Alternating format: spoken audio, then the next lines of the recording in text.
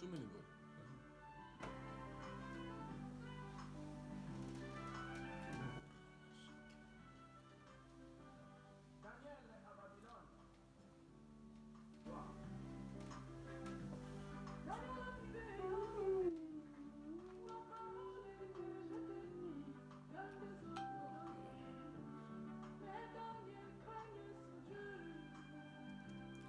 Shalom, shalom, peuple de Dieu. To pamboli bino na kombo na Yesu Kristo Masia.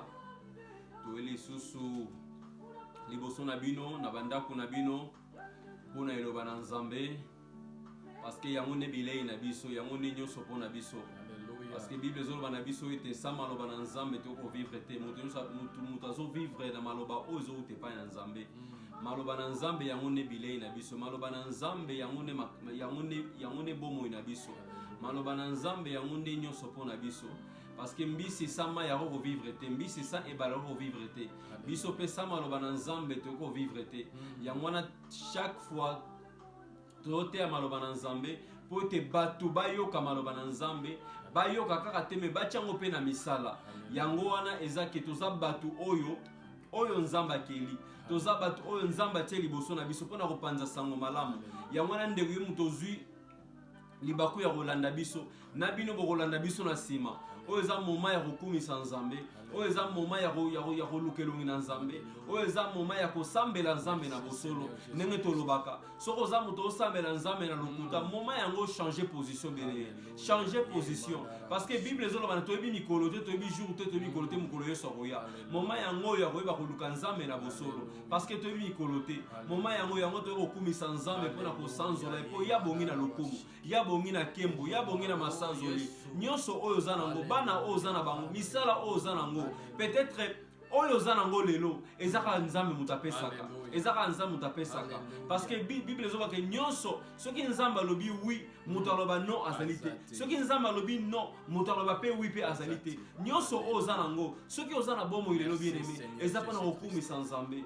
eza mpona kosanzola Nzambe, eza mpona konetola Nzambe bien aimé. Yango yo mutu ozwi temps yango wana kumisaka Nzambe na makasi Nzambe apesi yo parce que mingi baza na hôpital na tango oyo, mingi baza malade na tango oyo, baza na posa kokumisa Nzambe, mais yo oza na makolo, yo oza na maboko, yo oza na makasi ya kokumisa Nzambe wana. Esengeli okumisa Nzambe wana bien aimé na bosolo. Yango te kokumisa Nzambe wana. Yango na kozanga koloba ta Nzambe tala bolamu Nzambe asala kati na bina yo. Yango na kozanga koloba ta Nzambe merci te parce que azo mérité bien aimé. Azo mérité pour kumisa ye, azo mérité pour sanzola ye. Soki pema oza nango, to kitoko oza nango, to mbongo oza nango, to peut-être makasi oza nango, bonne santé oza nango, bien aimé eza pona kokumisa Nzambe, eza pona kokumisa Nzambe. Yango to kokumisa Nzambe wana, yango to kokumisa Nzambe wana. Merci Père de gloire Seigneur Papa. Merci Kolo Yahweh to sanzoli kombo na yo.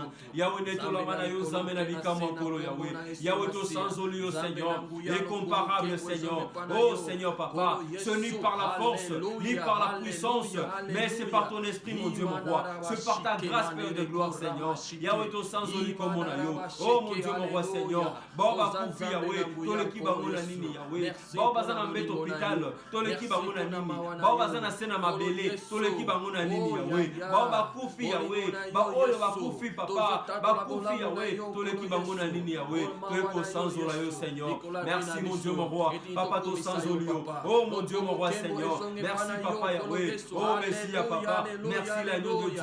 Merci l'agneau immolé. Papa to kumisi kombo na yo. Oh netola mana yo Nzambe. Merci mon Dieu mon roi. Tozali kopesa yo te papa. Mais matondo mingi zonge pa na yo.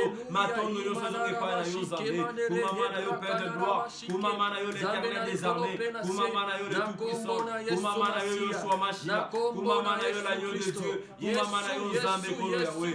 Mon Dieu mon roi Seigneur. Merci papa Yahweh. Oh mon Dieu mon roi Seigneur. Papa yo zali Nzambe. Oh molimo osantu. Molimo na Nzambe.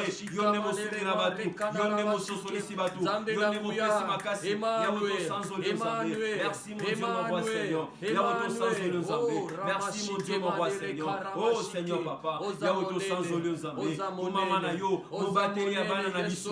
Mobateli ya bandako na biso. Mobateli ya bafami na biso. Mobateli ya bana na biso.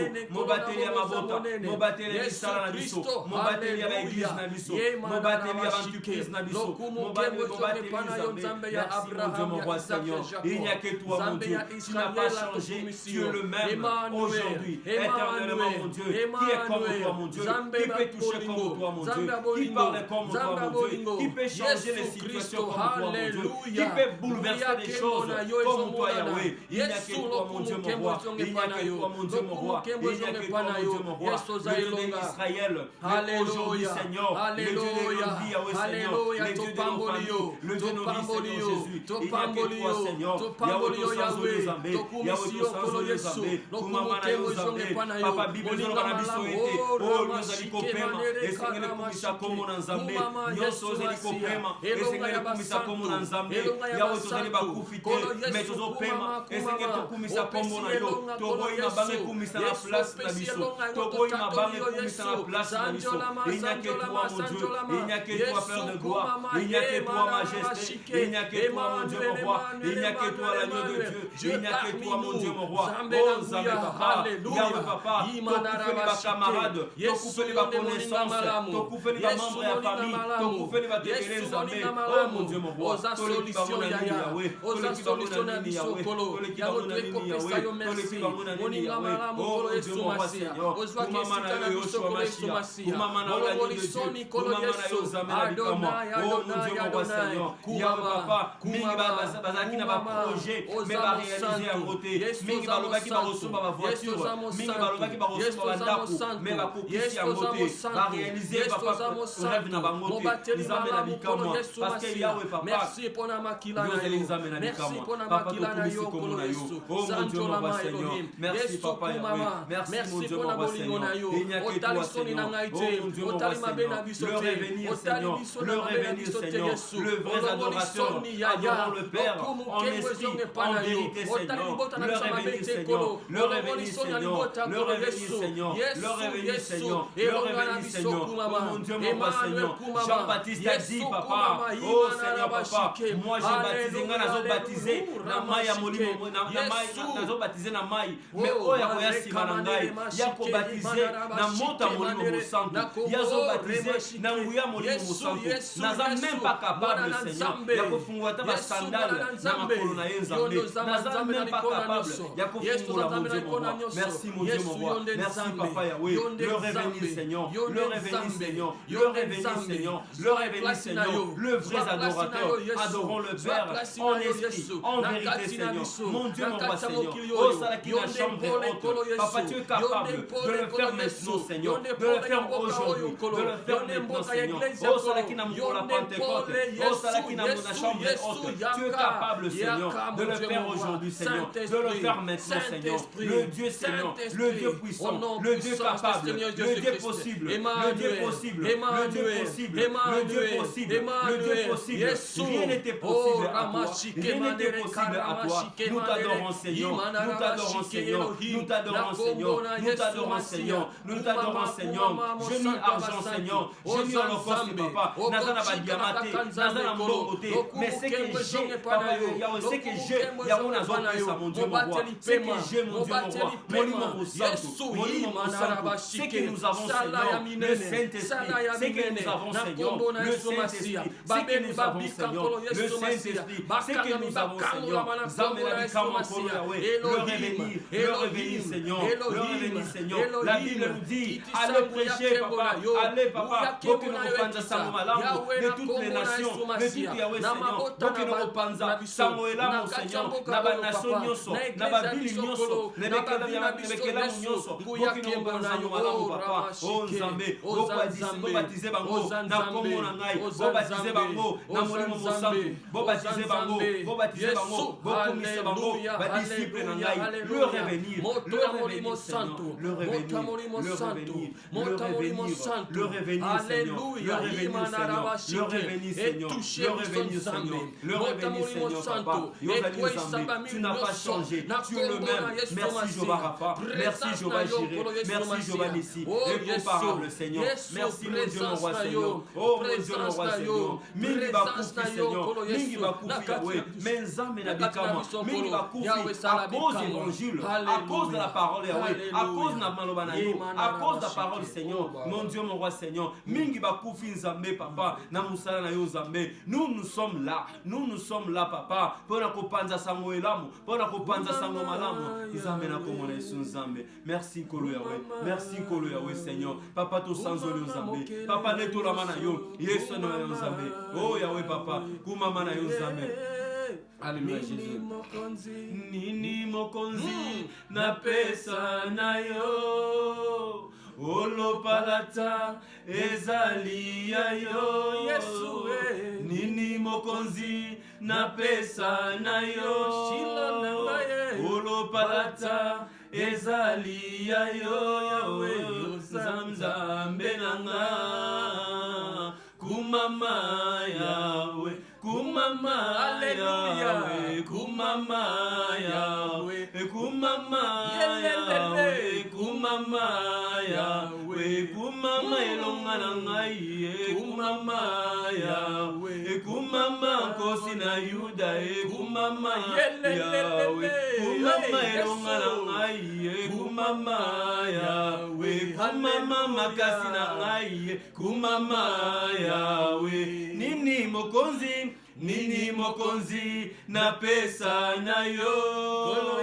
olopalata ezali ya yo olozambe nanga kumama yawe nzambe tokumisi komona yo nzambe nini topesa na yo nzambe papa olopalata ezali ya yo nzambe nyonso ezali ya yo nzambe tu mérites Seigneur Jésus tu mérites d'être adoré tu mérites d'être loué tu mérites d'être célébré mon âme te loue Seigneur mon âme t'exalte mon âme t'adore Seigneur papa qui est comme toi mon Dieu mon roi ma raison de vivre c'est toi ma raison de vivre c'est toi si nous sommes en vie Seigneur c'est pour ta grâce Seigneur c'est par ta grâce mon Dieu mon roi si nous sommes en vie aujourd'hui Seigneur ce n'est par la force ni par la puissance mais c'est par ton esprit c'est par ta grâce mon Dieu mon roi merci mon Dieu mon roi Seigneur Yahweh yozali nzambe kolo Yahweh tobeleli yo Seigneur molimo mosantu molimo na nzambe tu n'as pas changé descends ton esprit Seigneur descends ton esprit en ce lieu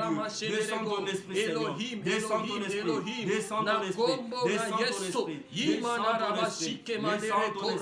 descends ton esprit Seigneur mon Dieu mon roi Seigneur Yahweh descends ton esprit poussé par le Saint-Esprit nous voulons être poussés par le Saint-Esprit nous voulons être poussés par le Saint-Esprit nous voulons être poussés par le Saint-Esprit nyonso kotoloba nyonso kosala ezala ainsi de l'Éternel nyonso koloba nyonso kosala ezala ainsi de l'Éternel ezala ainsi de l'Éternel ni na basentiment na biso ni na baposa ya nzoto na biso ni na bapense na biso ni na barêve na biso mais ezala poussé Yahweh ezala poussé mon Dieu mon roi merci peu de gloire merci peu de gloire merci majesté merci le tout-puissant nzambe yozali nzambe fungola mato ya molimo Yahweh fungola biso ya molimo papa maloba oyo ekobima lelo maloba oyo ekobima lelo échanger vi ya mutu moko ekangola vi ya mutu moko ekangola libota moko ekangola famille moko ilobeyaki mpe kangolaki ilobeyaki mpe kangolaki merci mon Dieu mon roi kangola bao bakolanda biso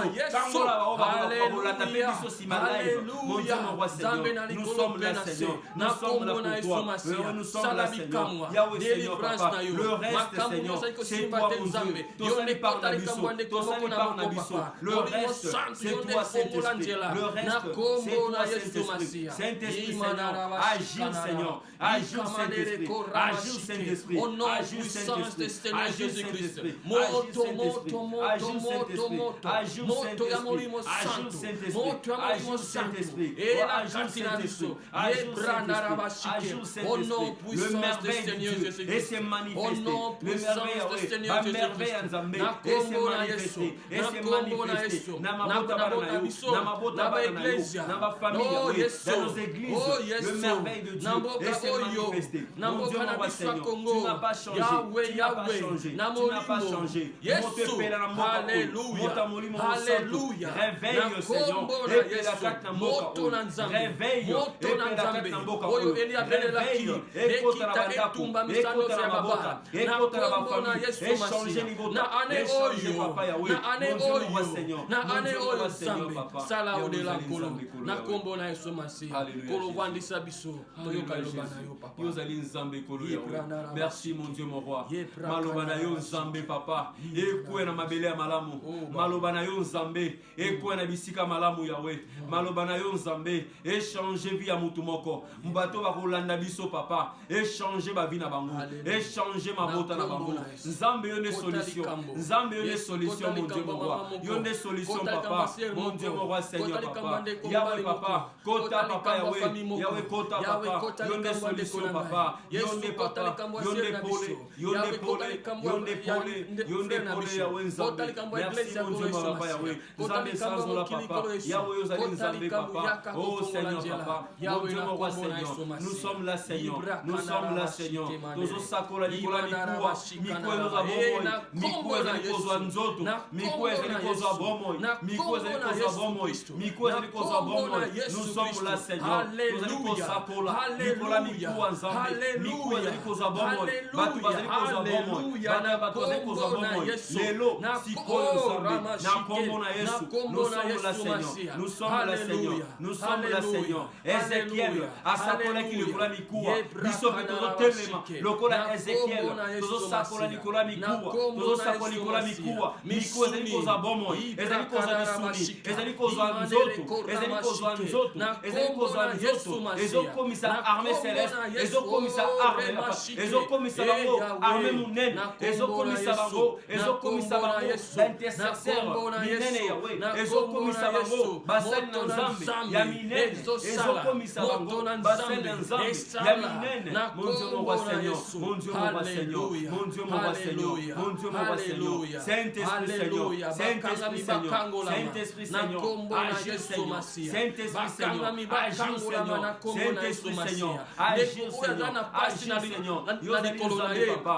mon Dieu mon roi le Dieu sans limite tozo servir nzambe oyo akotaka au-delà oyo asalaka au-delà oyo amonaka au-delà oyo asalaka au-delà le Dieu qui nous sert oyo asalaka au-delà oyo asalaka au-delà oyo amonaka au-delà oyo akendaka au-delà la main de l'Éternel eza mokuse te papa loboko na nzambe eza mokuse te mpona kotouche eza mobeba Yahweh mato oyo ekangami te mpona koyoka mato na nzambe ekangami te mpona koyoka yo ekangami te mpona koyoka yo ekangami te mpona koyoka yo ekangami te mpona koyoka nzambe oh mon Dieu mon roi Seigneur oh Yahweh Seigneur la Bible nous dit église a prié pour Pierre azalaki na prison mais église ebondelaki baintercesseur babondelaki mpona Pierre ye Pierre abimaki mais ya monaki lokola ndoto nzoto ezalaki réel ti ete nzambe abimisa papa akangola papa bayenyonso bakangamaki bayenyonso bakangamaki na prison ya diable na prison ya diabolique nzambe akangola nzambe afungola miso ya moyo yawe nzambe afungola nzambe afungola nzambe afungola nzambe afungola le Dieu sans limite le Dieu sans limite le Dieu sans limite le Dieu qui nous sert le Dieu sans limite nzambe afungola nyonso kangamaki nyonso kangamaki efungwama efungwama efungwama efungwama Seigneur efungwama Seigneur efungwama efungwama Joseph na prison Joseph na prison nzamba salaki bikamwa Joseph na prison nzamba salaki bikamwa nzamba salaki bikamwa atombolaki Joseph apesi ma prison nzamba tombolaki Joseph tikete nzambe atombola yo lelo tikete nzambe atombola yo tikete nzambe atombola yo oh mon Dieu mon roi Seigneur Paul na Silas na prison bien-aimé bazoyembela nzambe bazokumisa nzambe bazoadore nzambe mais na prison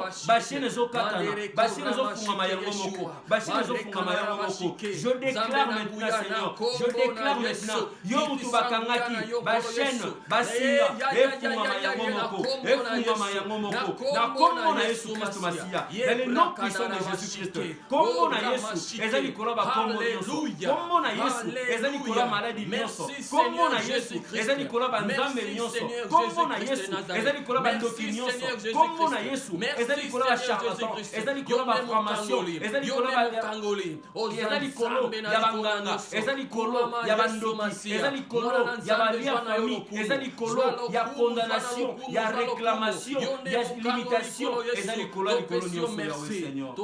Merci mon Dieu mon roi Seigneur. Il n'y a que toi mon Dieu mon roi. Oh mon Dieu mon roi Seigneur. Alléluia Seigneur Jésus. Oh libérateur Seigneur c'est toi. Laissez-toi tu es notre libérateur mon Dieu mon roi. Yonde mo kangoli ya mabota. Merci mon kangoli ya mabota. Yonde mo kangoli ya mabota. Yahweh Seigneur Jésus. Mitindo nzamba oya pesa biso. Mitindo nzamba pesa biso.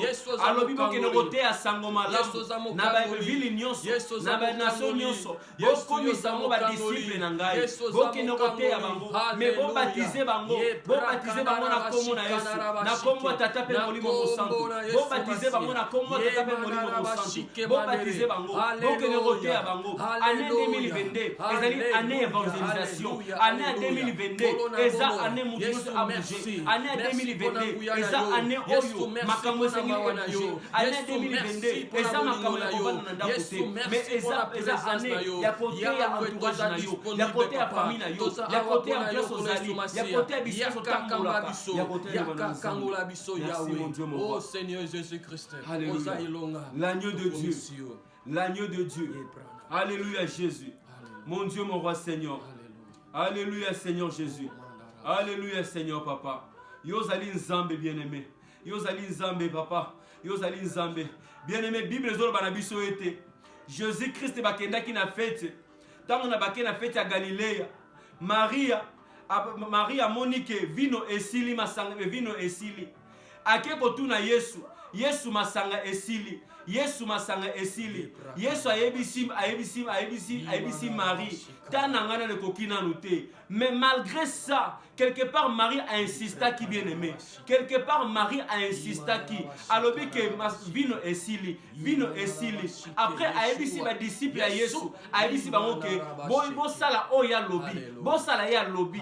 Bo sala o ya lobby bien aimé. Bo sala ya lobby. Yawe pas zo pesa o mitindo le bien aimé. Azo pesa mitindo bien aimé. Azo ebisa ke sala o ya lingaka. Sala o ya lingaka. Bazo ebisa biso sala kaka o nzamba lingaka. Ba to sala kaka o nzamba lingaka bien aimé.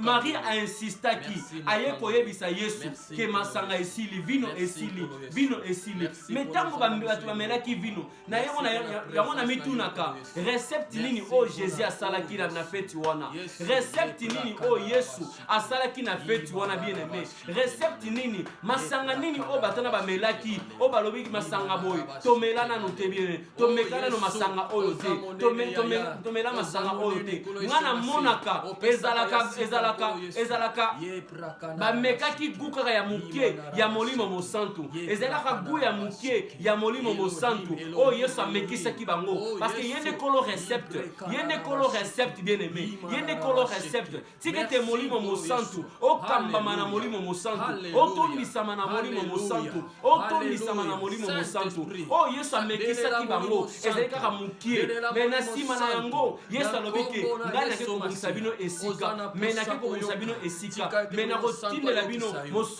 mosungi na biso yende molimo mosantu c'est maintenant ezali maintenant que molimo mosantu asala bikamwa kolo na kombo na Yesu kolo yawe. Merci. Tokomi na tango ya koyoka maloba na Nzambe. Tokomi na tango ya koyoka maloba na Nzambe. Tokomi na tango ya koyoka maloba na Nzambe. Tokomi na tango ya koyoka maloba na Nzambe. Bien aimé, Bible zolo bana biso ete. Liloba tango yaka. Liloba tango kitaka et ça toujours elembo na yango. Jamais liloba tango yaka esele elembote. Ça veut dire que tant toujours ka maloba na Nzambe, Bible zo bana biso ke muta zo vivre na bileite, mais muta vivre na maloba oyo ute pa na Nzambe. Maloba wana ezali ni maloba na Nzambe yango na Bible oyo tanga. Yango ne bilei na biso. Nenge to lesa ka nzoto na biso. Nenge to lesa ka nzoto na biso. Nenge pe sengi to lesa milimo na biso. Nenge sengi to lesa milimo na biso. Milimo na to lesa ngona nzela maloba na Nzambe. Milimo na biso to lesa ngona nzela ya maloba na Nzambe. To komi na tango ya koyoka maloba na Nzambe. Nzamba pambola bino. Alléluia Jésus. Merci Seigneur Jésus. Me kiitämme Jumalaa. Tozo remercier Nzambe. Koska hän toimi jälleen kerran tähän yhteyteensä. Parce que Nzambe mutasangisi biso na mukolelelo. Jakamaan se ilo sanoman. Pona ko panza sango malamu. mitä me ollaan saatu vastaanottaa oyo biso tozwa yango oyo biso tozwaki Jumalan armossa. nangolu na Nzambe Me ollaan saatu olla sen todistajia. tozali batémoin na Nzambe Ja sen takia tänään me tultiin jakamaan tämä sana, mitä Herra laittoi meidän na ndenge sisimpään. tozali batémoin na Nzambe yango wana toyeko koteya bino sango malamu na oyo toyokaki. Halleluja. Tänään meidän teemana on Thème na biso lelo on sinä olet vapaa. yo ozali libre. Sinä olet vapaa. Tu es Halleluja. libre. Thème na biso lelo ezali ke tu es libre. Sun pitäisi olla iloinen, rakas ystävä. Esengeli ozala moto ya esengo Sinä oot vapaa. parce que ozali libre. Ole iloinen, sillä sinut vapautetaan. Zala moto ya esengo parce que ozali libre. Ole iloinen, sillä sinut vapautetaan. Parce que ozali zala moto ya esengo parce que ozali libre. Riemuitse. Zala moto na esengo Sinulla on mahdollisuus vapautua. parce que zala moto ya esengo parce que ozali capable ya kokangwama. Juhli. Zala moto na esengo Sillä sinut on vapautettu. parce que Halleluja. ozali parce que ba libéra yo déjà. Juhli, sillä sä oot vapautettu. Parce que Halleluja. zala moto ya esengo parce que ba libéra yo déjà. Halleluja. Sydän täytykö ilosta. Motema no ezala na esengo Ihminen. mutu na mokili Sinulla on vapahtaja. parce que Halleluja. ozali na libérateur. Täytä sydämesi ilolla. Zala mutu na tondisa motema no na esengo parce que ozali na libérateur. Halleluja. Amen, amen. Koska sinulla on vapahtaja. Parce que ozali na libérateur azali. Ylistä ja kiitä. Ylistä ja kiitä. Mutu ozo adorateur remercier. Ylistä ja kiitä Jumalaa. Adorateur remercier Adore Nzambe. Remercier Nzambe Koska sinä olet vapaa. parce que ozali libre. Herrassa Jeesuksessa Kristuksessa. Na kombo ya kolo Yesu Masia. Jumalan pojassa. Na Halleluja. nzela ya mwana na Nzambe. Ylistä ja kiitä. Adorateur kumisa Nzambe Koska sä oot vapaa. parce que ozali libre. Sä oot vapaa Herrassa Jeesuksessa Kristuksessa Jumalan pojassa. Parce que ozali libre na nzela ya nkolo Yesu Masia. Halleluja. Amen. Halleluja. Amen. Sinä olet vapaa. Parce que ozali libre. Amen. Sinä olet vapaa. Ozali Halleluja. libre bien-aimé, tu es libre. Ylistä. Kiitä. Kumisa Nzambe, remercier Koska sä Nzambe. oot vapaa Loba na ye merci Jeesuksessa. parce que ye muta libéré yo. Halleluja. Ye muta sali ete ozala libre. Sinä olet vapaa. Ozali libre. Mä en tullut kertomaan siunattu tai mitä siunaksi sulla on tulossa tai on. Na eko yebisa o teke opambwama to opambolami. Mä Te. tulin kertoa sulle, että sinä olet vapaa. Na eko yebisa o lelo ke ozali tu es libre. Täytä sun sydämesi ilolla. Tondisa motema no na esengo. Koska Tondisa ma na sinulla esengo. on vapahtaja. Tondisa ma na esengo parce que ozali la libérateur. Iloitse, riemuitse. Kumisa Nzambe parce que ozali na libérateur. Iloitse, riemuitse, juhli. Kumisa Nzambe sepela zala mutu na esengo. Koska sinut vapautetaan. Parce que va libérer yo. Bako libere yo. Bako libérer yo. Halleluja. Amen, amen. Halleluja. Amen. Halleluja. Amen. Sinä olet vapaa. Ozali libre. Herrassa Jeesuksessa Na Kristuksessa. kombo nkolo Yesu Masia. Jumalan pojassa. Na nzela mwana na Nzambe. Joka hän itse on Jumala. Parce que ye moko azali Nzambe. Amen, Halleluja. amen, amen, amen. Halleluja. Amen, amen, Mennään amen. Raamattuun. Tozotanga makomi na Nzambe. Johanneksen evankeliumi Tozotanga na Jean 19, Jean 19. 28-30. Tozotanga na Jean 19, 28 à 30. Evankeliumi Johanneksen mukaan 19, Tozotanga na mukanda na Jean. 19, 28-30. Tozotanga na mukanda na Jean 19, Ota raamatusi, 19, 28 à 30. jotta sä ymmärtäisit, että sä oot vapaa ja mistä sä oot vapaa, rakas ystävä. Tozotanga Halleluja. makomi na Nzambe pour comprendre pona nini ozali libre, pe pona nini ba libéra yo déjà. Halleluja. Amen. Raamattu sanoo näin. Mm. Jeesus tiesi, että kaikki oli nyt saatettu päätökseen, jotta kirjoitus kävisi kaikessa toteen. Hän sanoi, minun on jano. Siellä oli astia täynnä hapanviiniä. Sotilat kastoivat siihen sieneen, nostivat sen ylös Jeesuksen huulille. Jeesus joi viini ja sanoi, se on täytetty. Amen. Hän kallisti päänsä, antoi henkensä. Alléluia. Se on täytetty. Alléluia. Halleluja. Nyonso ekokisamaki, tout est accompli sur la croix. Jeesulla oli Jeesus sanoi, kaikki on täytetty. Yesu alobike nyonse kokisami, nyonse kokisami. Siinä olet vapaa, kaikki on täytetty, halleluja. Na ndenge oza libre ya mwana Yesu afutaki masumu na opote nyonse kokisama na ekulusu. Kaikki on täytetty. Nyonse kokisami deja. Sinua varten. Pona yo bien-aimé. Ole iloinen. Zala mutu na esengo. Sinut vapautetaan. Parce que mutu Yesu a déjà libéré au déjà. Ako libere yo. Ako libéré yo. Riemuitse. Zala mutu na esengo. Koska sinulla on mahdollisuus vapautua. Parce que ozali na droit ya kozala libre. Sydämesi täytykö ilosta, mutema no etondisama na esengo. Koska sinulla on vapahtaja. Parce que ozali na libérateur. Hän on Jeesus Kristus. Komo na nkolo Yesu Masia. Halleluja. Jumalan poika. Hänen nimensä on Jeesus Kristus. Komo na nkolo Yesu Masia. Joka täytti kaiken. Oya kokisaki nyonso. Golgatalla. Na ekulusu. Halleluja. Na Golgotha. Se on täytetty. Nyonso kokisami. Jeesus kantoi kaikki meidän vaivamme. Yesu amemami kumba na biso nyonso. Mä en tiedä mikä sun vaivasi on tänä päivänä. Na ebi problem nini ozotungisa Mä yote. en tiedä mikä sun tappelussa tällä hetkellä. Na ebi bitumba na yote. Mutta se mä tiedän, että Jumala armossaan lähetti lapsensa Jeesuksen Kristuksen sovittamaan synnit. Se on täytetty. Mä en tiedä miten iso sun tappelu on. Mutta mä tulin kertoa sulle, että sä oot vapaa. Koska Jeesus Kristus, Jumalan poika, täytti kaiken. Hän täytti kaiken. Hän kantoi sun vaivat. Hän otti sun kaikki taakat. Halleluja. En tiedä mikä sun syntiesi määrä on. Mutta mä tiedän sen, että Jumala armossa lähetti lapsensa Jeesuksen Kristuksen sovittamaan ihmisen synnin. Herra Jeesus Kristus, elävä Jumalan karitsa, kantoi ristille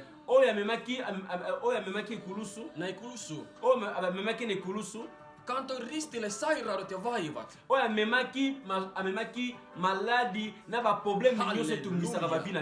Elävä Jumalan karitsa kantoi ristille sairaudet ja vaivat. Halleluja.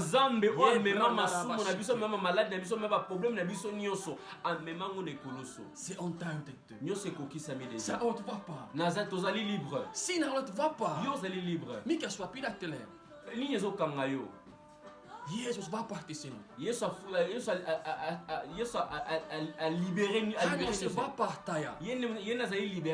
Iloitse. Sinut vapautetaan. Jeesus Kristus oli kaikessa ensimmäinen. Jumalan poika voitti maailman, jotta sinä ja minä voitais olla vapaat. Halleluja. Amen. Se on täytetty. Mä en tiedä mikä sun ongelmasi on. Mä en tiedä kuinka syvä se pimeys on.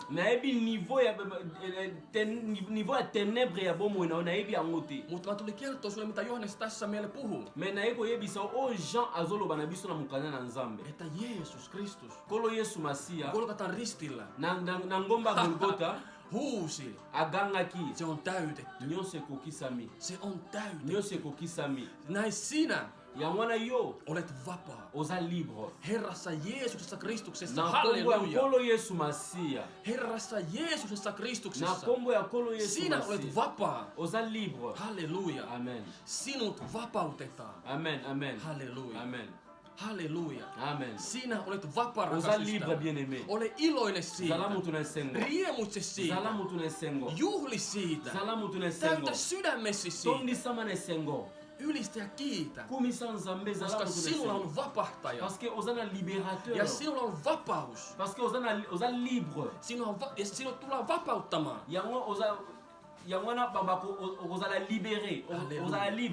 Herrassa Jeesuksessa Kristuksessa. Ei meidän vanhempien nimessä tai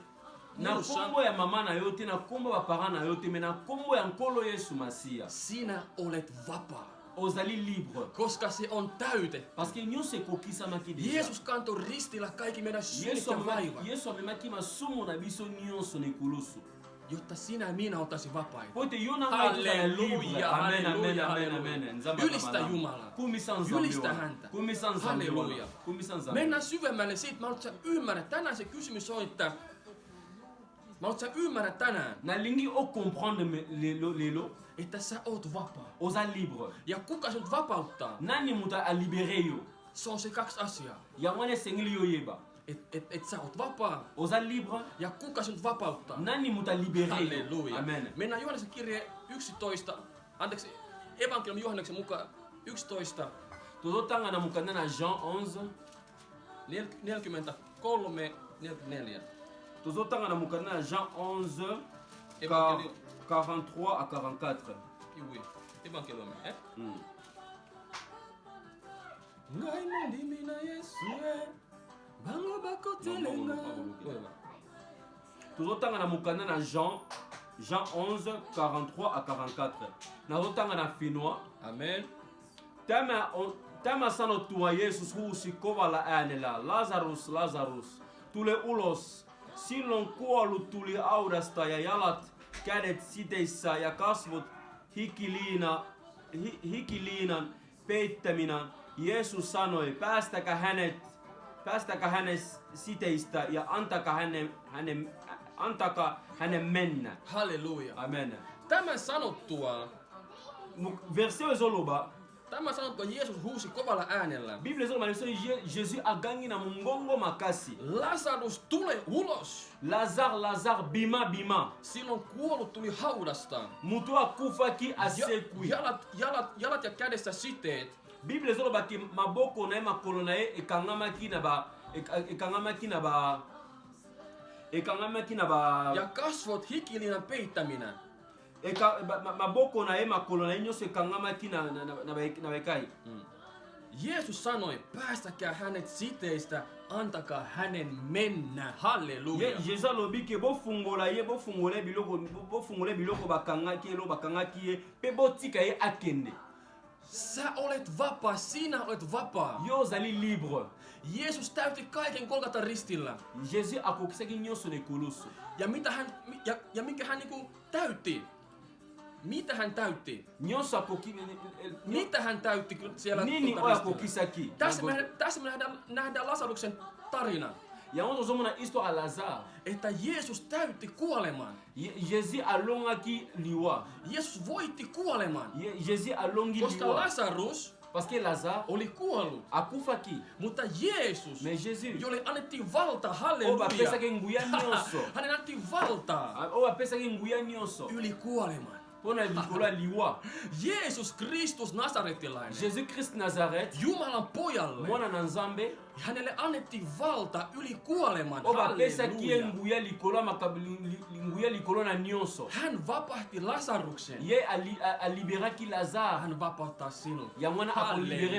Halleluja. Amen. Hän vapautti Lasaruksen. Joka oli 4 päivää jo kuolleen.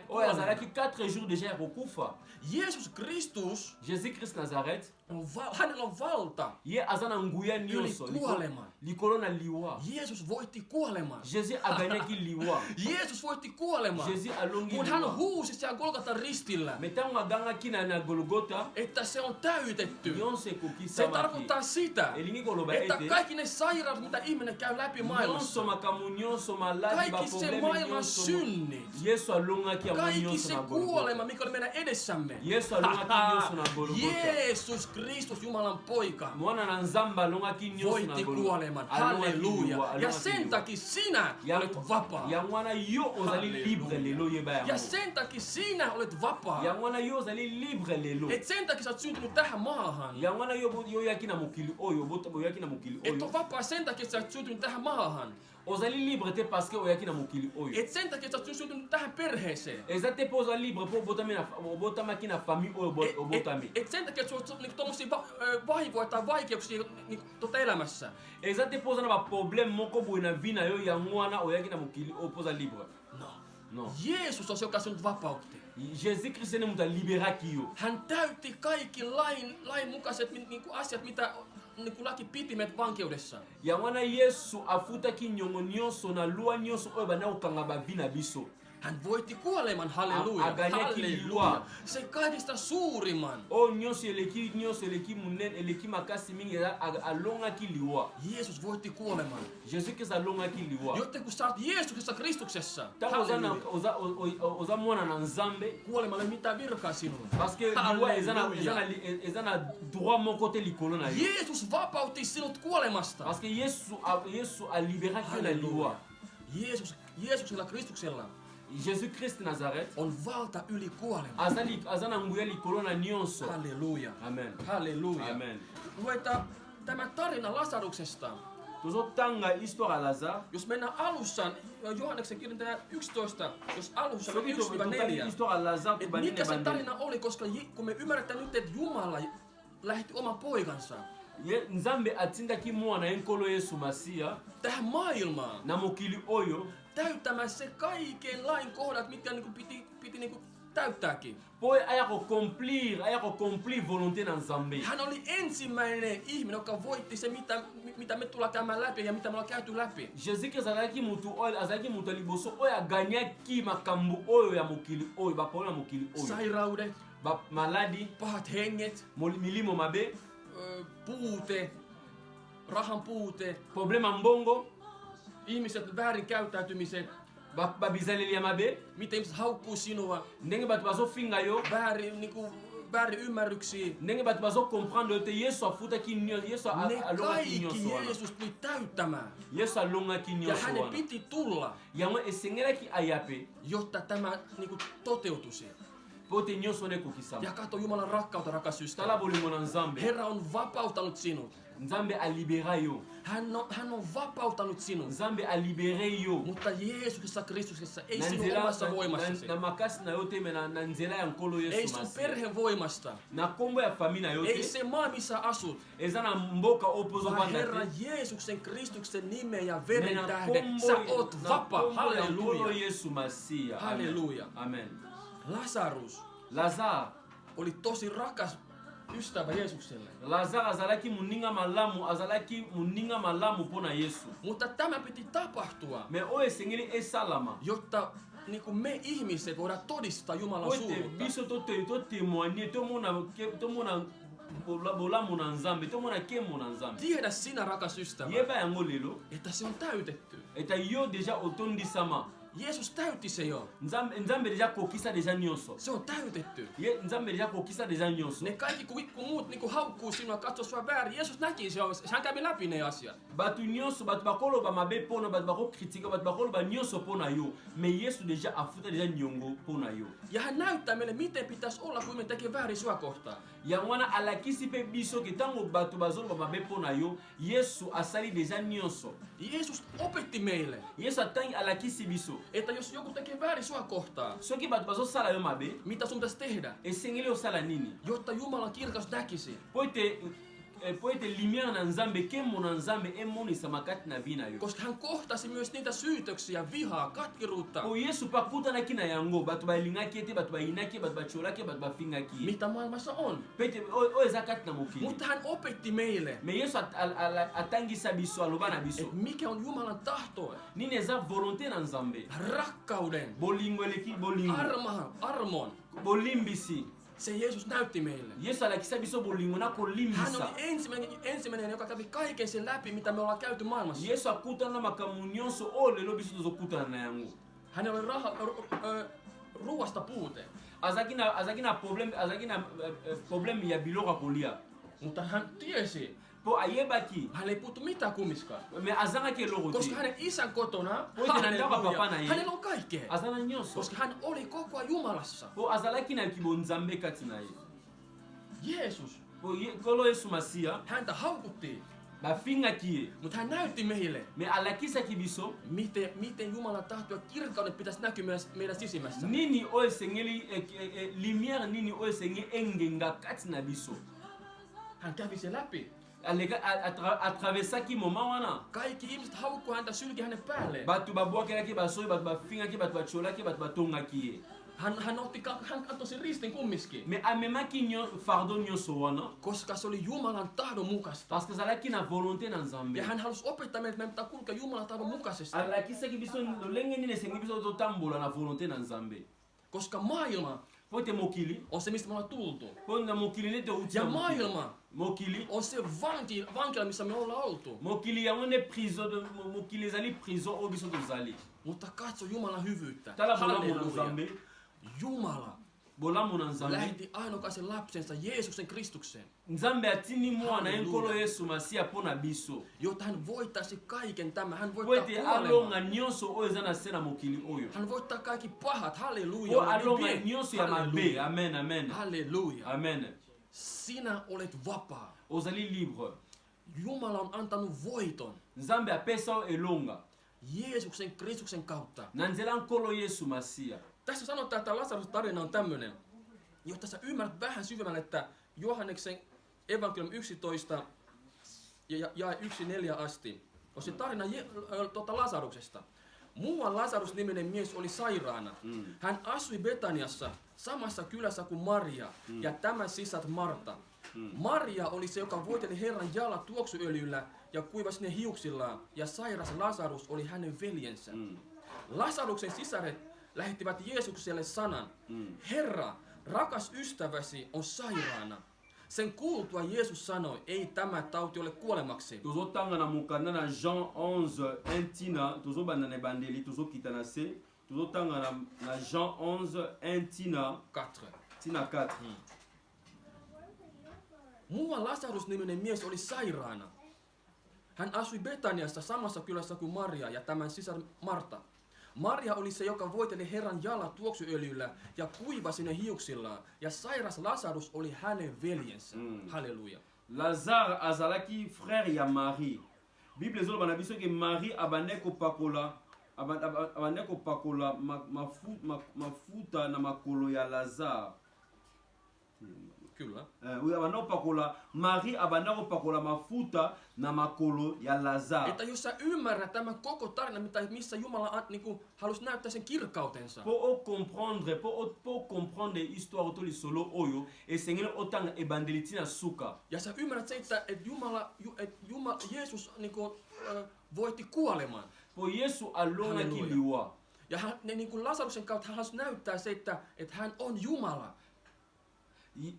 Ja Lasaruksen tarinan kautta me näemme, että hän on Jumala ja Jumala on hänessä. Tozomona ke na histoire Lazare na Jésus awa tozomona ke Jésus alinaki alakisa batu ke ye azali mwana na Nzambe. Amen.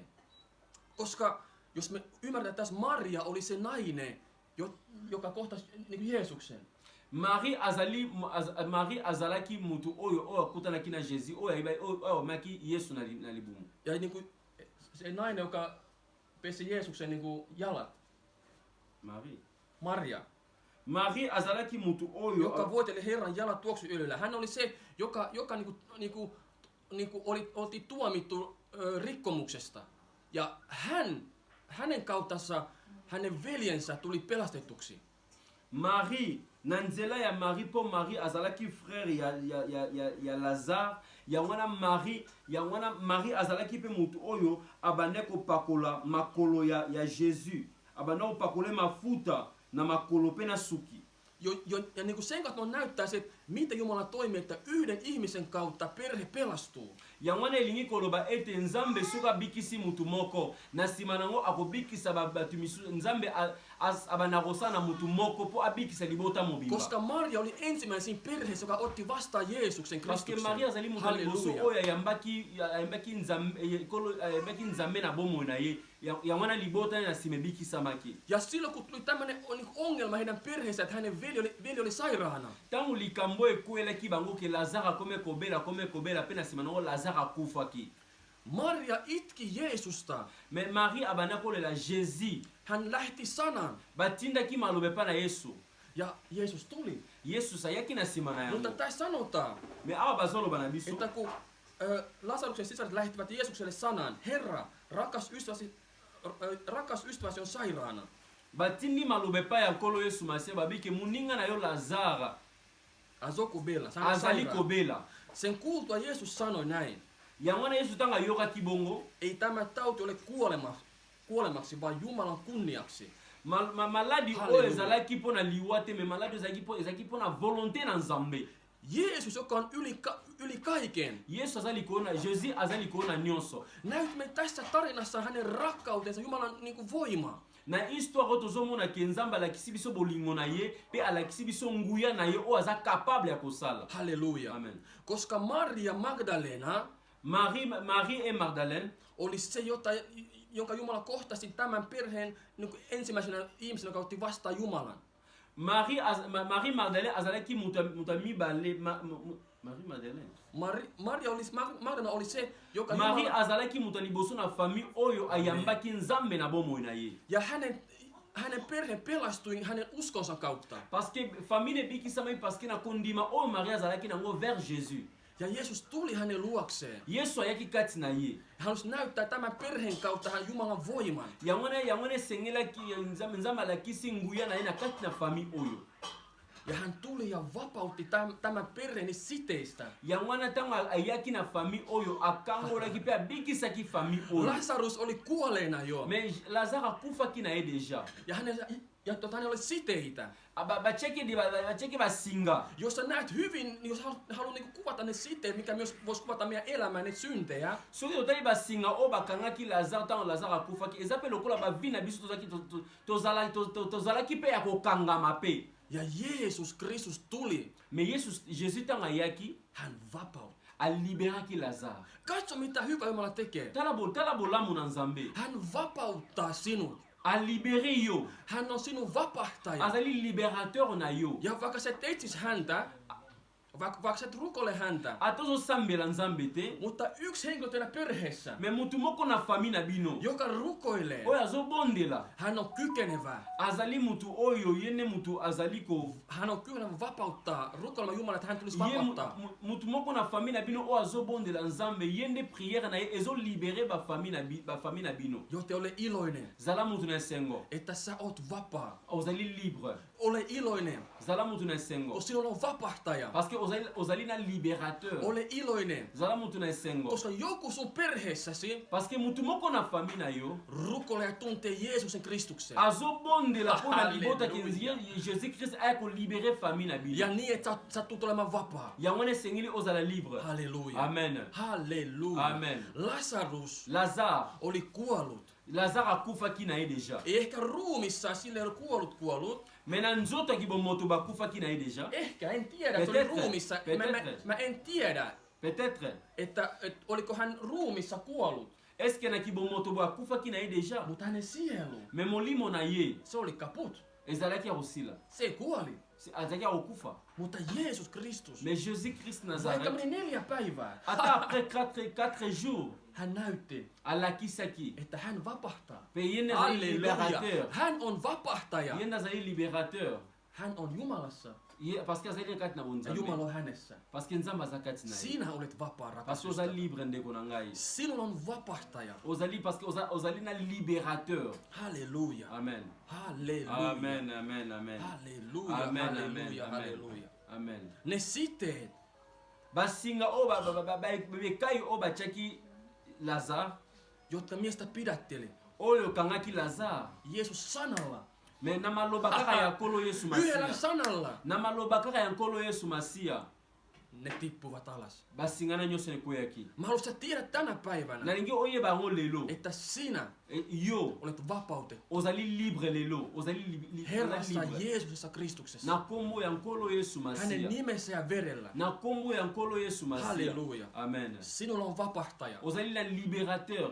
Hänen nimessä on Jeesus Kristus. Kombo na nkolo Yesu Masia. Nasaretilainen. Kombo Yesu Jésus Christ Nazareth. Israelin Jumalan poika. Yangona azali roi ya ba Israel mwana na Nzambe. Halleluja. Amen. Sinä olet vapaa. Ozali libre. Ole iloinen. Zala mutu na sengo. Iloitse siitä, Zala mutu na sengo. että sinut vapautetaan. Eta ozali mutu Halleluja. moko afuta ni mutu moko afuta nyongo na yo. Ylistä ja kiitä, Kumisa Nzambe, remercie Nzambe pona wana. että sinä olet vapaa. Parce que ozali libre. Et omassa voimassasi, Na makasi na yo te, ei sun nimen takia, na kombo na yote, vaan Herrassa Jeesuksessa na nzela Kristuksessa, ya nkolo Yesu Masia, Jumalan pojassa. mwana na Nzambe. Halleluja. Amen. Joka voitti kuoleman. Oya ganyaki liwa, Joka on voittanut oya kuoleman. longaki liwa. Halleluja. Amen, amen. Iloitse siitä. Zala mutu na sengo bien Otetaan aimé. Matteuksen kirja 27.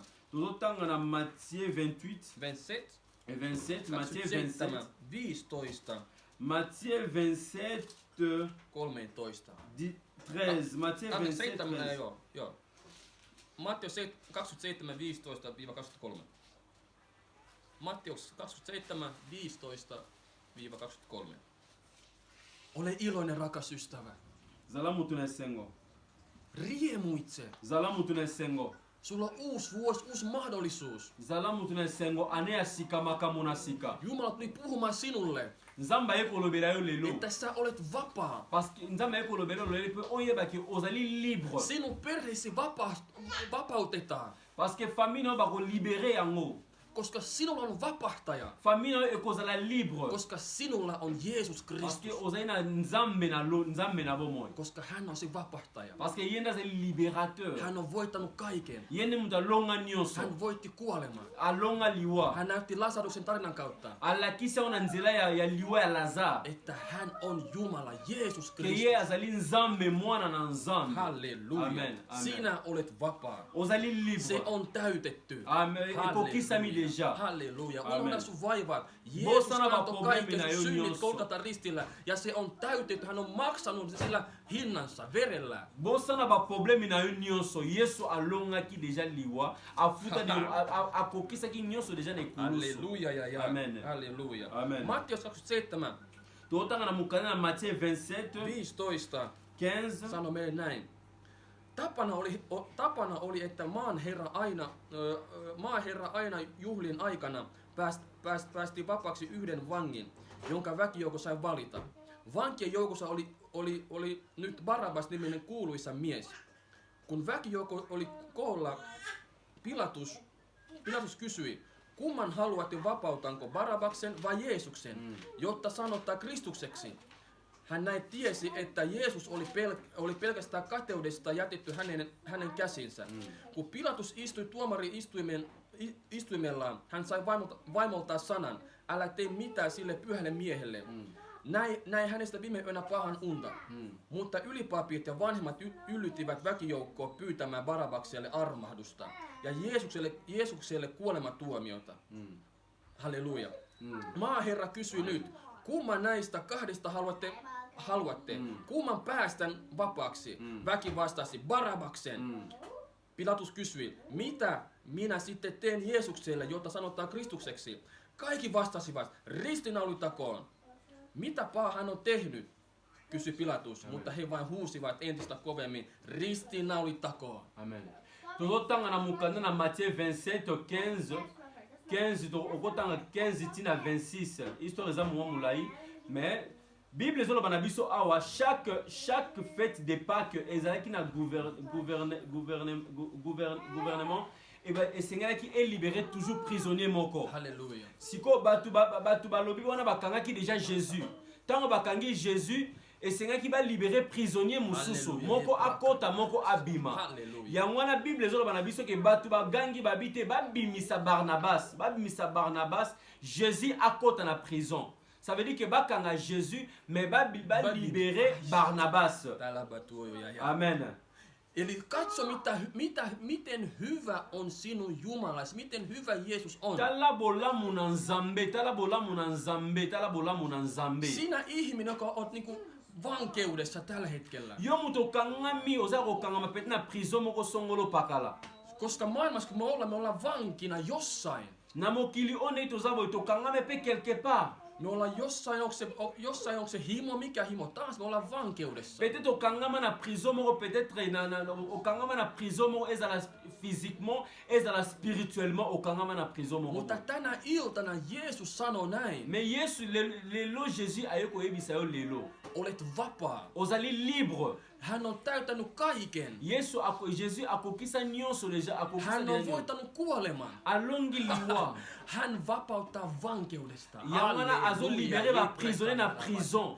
Jeesus sanoo näin sulle tänään, rakas ystävä, Jésus azoloba na yo lelo. että sinä olet vapaa. Ozali libre lelo. Hän on täyttänyt kaiken Golgatan ristillä. Akokisa nyonso na ekulusa Golgota. Hän voitti kuoleman. Alongi liwa. Hän vapauttaa vankeudesta. Azo libéré ba prisonnier na prison. Amen, amen, amen, amen. Koska tämä tarina tässä Parce que histoire oyo kertoo meille siitä, ezolobela biso ke että Jeesus otti kuolemaan tuomitun lain rikkojan paikan ristillä. parce que Jésus azwaki place ya mutu oyo azalaki condamné. Hänet oli tuomittu kuolemaan. Esengeli mutu wana baboma ye condamné à mort. Kuten minut ja sinut. Lokola yo na ngai Meitä on tuomittu kuolemaan. tozalaki jugé, tozalaki Kun condamné. ihminen syntyi tähän maan päälle. Ndenge tobotamaki na mokili oyo Me tiedetään ton alku ja loppu. toyebi histoire ebandeli na suka na yango. Et me oltiin vankeudessa, me oltiin pimeydessä. Tozalaki na molili Ja se pimeys vie meidät kohti kuolemaa. yango wana molili wana ezomema biso na Me liwa. oltiin niinku Barabas. Tozalaki lokola Barnabas. Mutta Jeesus tuli Mais Jésus-Christ aye ja hän vapautti.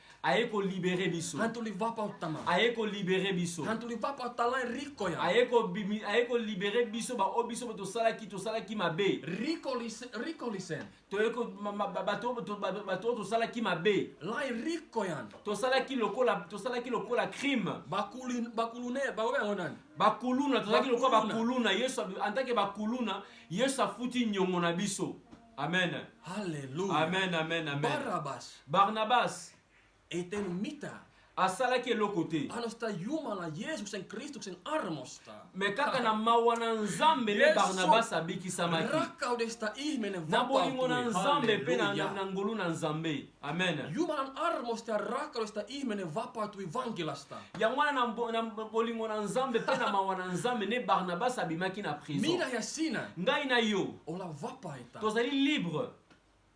Jeesuksen Kristuksen armosta ja rakkauden tähden. Halleluja. Na ngolu na Nzambe na ngolu ya nkolo Yesu Masia. Halleluja. Amen, amen. Halleluja. Amen, amen. Sinulla on vapaus. Yo oza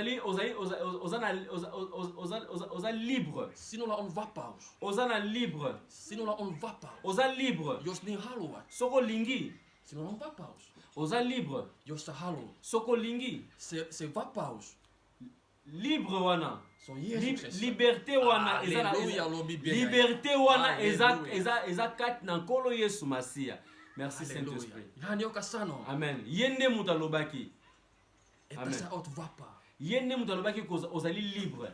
Hän sanoo, että se on täytetty. Abi nyonso ekokisamaki. Minä on voitanut kaikki sun ongelmat, mitä sä koet läpi elämän. Nakokisa nyonso deja, nafuta deja nyonso Vaikka deja. ne sanoo sulle, että sä oot vieläkin paha ihminen ja sä et osaa mitään. Ata bato bazokritika, ata bato bazoloma mabe na yo, Sä oot loba deja ottanut nyonso ne deja. kaikki, ne mä otan ne pois. Yebisa bango Yesu deja futa deja nyongo na ngade akokisa deja nyonso Ne na mun Golgotha. sairaudet, mikä oli niinku mun ylle laitettu. Maladi nyonso batia na nzoto na ngai. Jeesus Kristus kantoi ne kaikki Golgatan Yesu ristillä. amemaki nyonso na ngomba ya Golgotha. Hän vei se häpeää. Alongolaki soni wana. Hän vei se häpeän pois. Alongoli soni Se wana. ristipuu, rakas Ya ystävä. wana nzete ya croix wana. Esäkin se teillä on soni. Se on niinku, se on häpeä. Eza lokola nzete ya soni. Mutta katso mihin Jumala. Amemaki soni na biso. Mihin soni na biso. Amen. Abaki yango. Anekulusu. Halleluja. Yesu amemi soni na biso abaki yango nekulusu. Yesu amemima laini na biso. Sasa nini? Nekulusu. Halleluja. Toza libre. Amen, nous sommes libres. Amen, amen, amen, amen. Halleluja. Amen. Jésus-Christ a payé nos péchés sur la Alléluia. croix. Amen. Vapautettu tietää. Ba oyo baza libéré, Vapautettu tietää. ba oyo baza libéré ba yebaka ke, Ja ymmärtää ba comprendre que sen arvon suuruuden. importance ya likambo oyo. Vapautettu tietää ja ymmärtää armon suuruuden ja Ba hyvyyden. oyo bazali libéré Alléluia. bazo comprendre importance ya likambo oyo. Vapautettu tietää ja ymmärtää armon hyvyyden. Bato baza libéré bazo comprendre importance na munene ya ngolu na Nzambe oyo. Olobiango. Merci Jésus. Halleluja. Merci Jésus. Encore. Vapautettu tietää ja ymmärtää armon suuruuden. Bato oyo bazali libéré bazo comprendre munene ya likambo oyo. Amen. Halleluja. Lingala eza makambo. Amen. Kitoko. Amen, amen, amen, Hänet amen. vapautettiin. ba oyo ba libéré bango. Barnabas vapautettiin. Barnabas ba liberaki ye. Ei tekojen takia. Pona mabena yete. Vaan armosta. Pona ngolu na Nzambe. Amen, amen. Pona bolingo nangaite. Pona boyenge beni bayo. Mayo tonda na bolingo. Yawe tonda na mawa. Kumama Yawe kumama nanga. Kumama Yawe kumama. Pona bolingo nangaite. Pona boyenge beni bayo. Mayo tonda na bolingo. Yawe tonda na mawa. Yawe nanga. Alléluia, oh Yesu. Alléluia, alléluia. Vapautettu tietää ja ymmärtää armon suuruuden. Ba oyo bazali libéré bazo comprendre monene ya likambu oyo. Alléluia. Amen. Vapautettu tietää ja ymmärtää armon hyvyyden.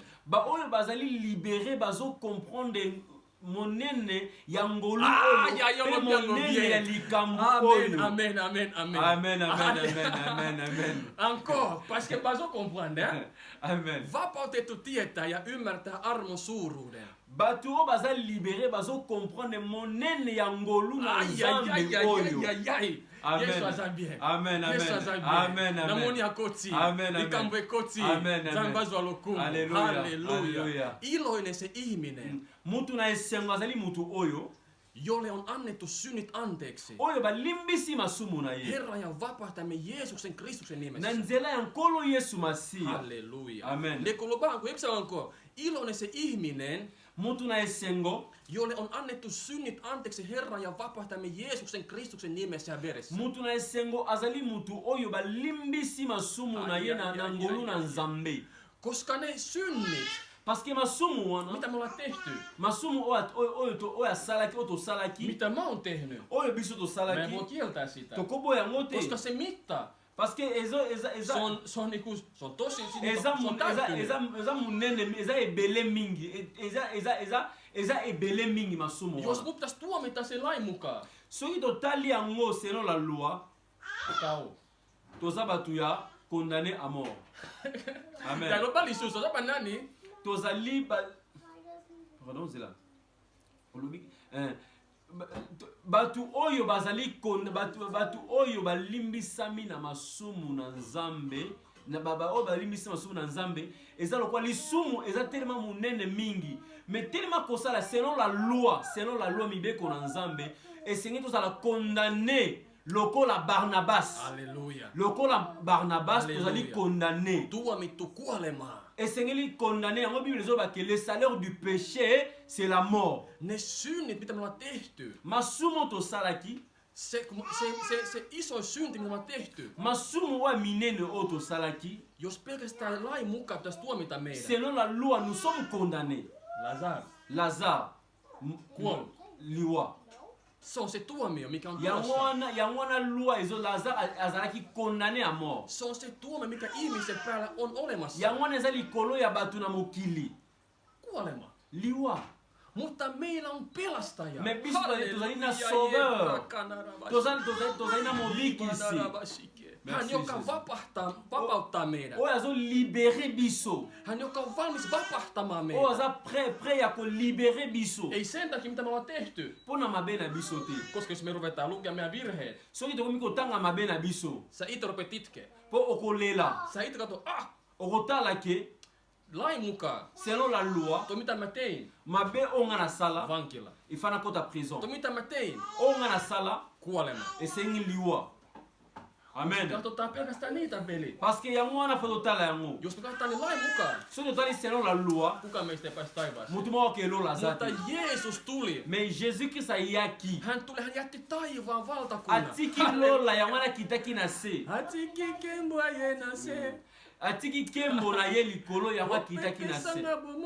Pona kopesa biso bomoi. Pona kopesa biso vie. Alléluia. Amen, amen, amen. Alléluia, Jésus. Merci, Jésus.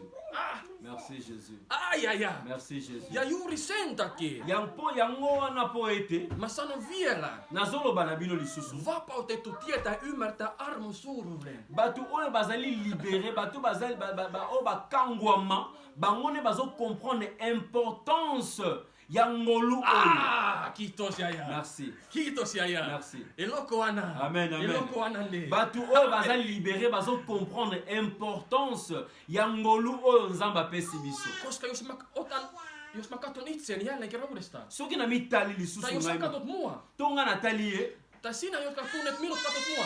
To bino bat bozotala biso bino bat boyeba biso. Että katon, ai toiko. Ai ye mutu oyo. Ette sit tiedä kuka toi on. Boyi mutu oyo te.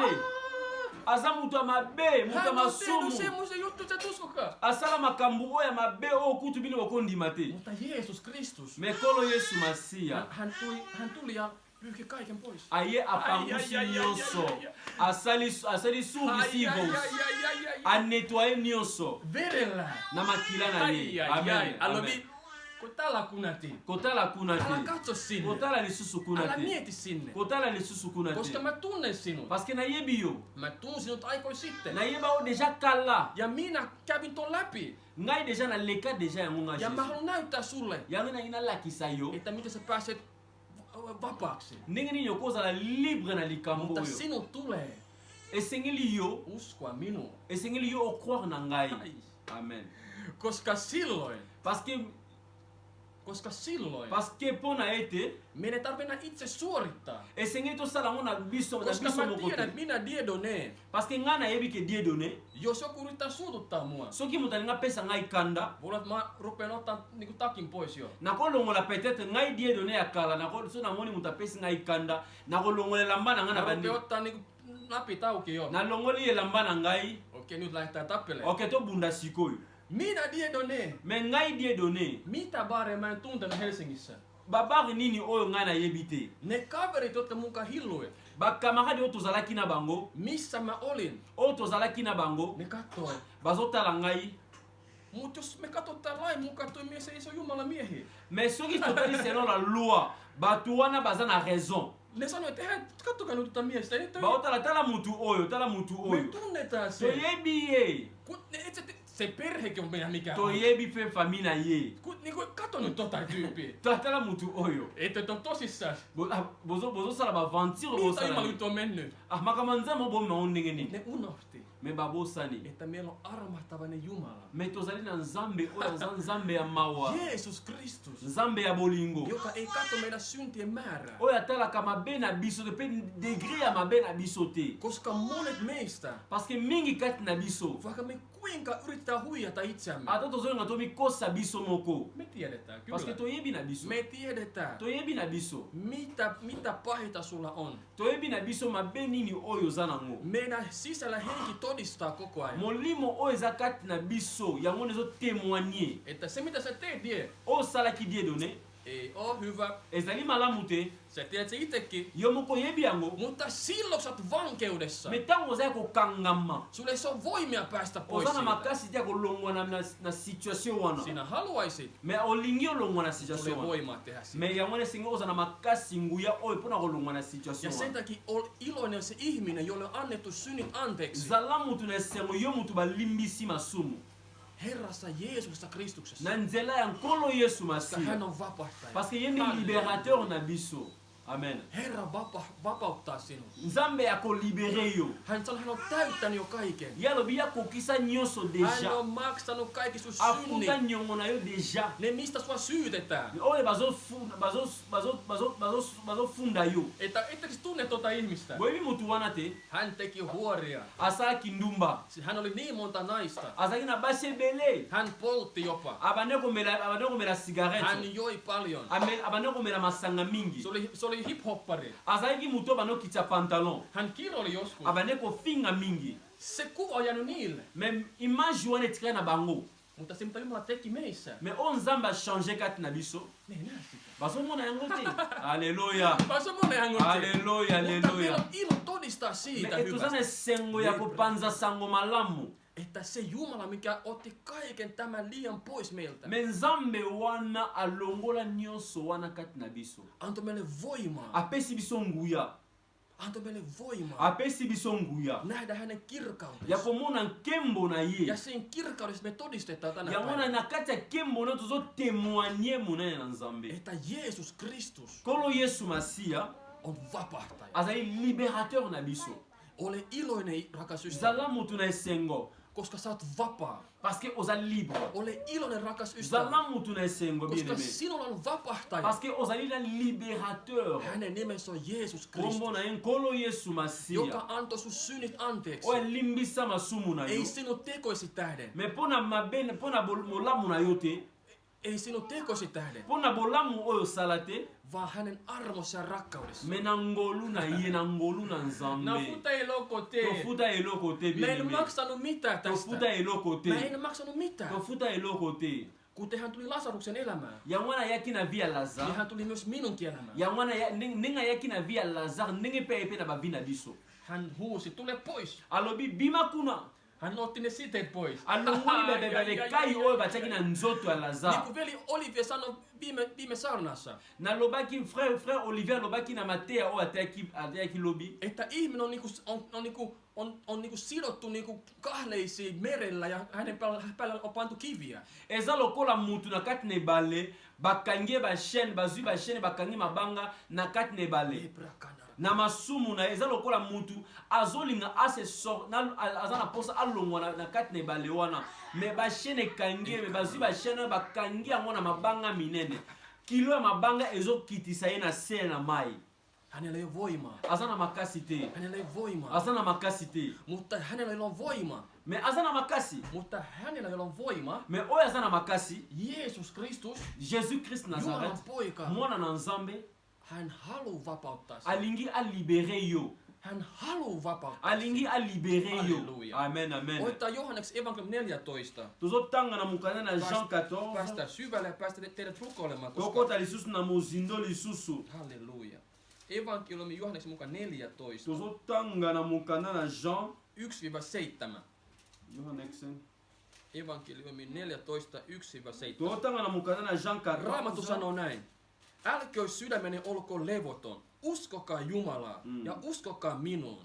Minun isäni kodissa on monta huonetta. Enhän minä muuten sanoisi, että menen valmistamaan teille asuinsijan.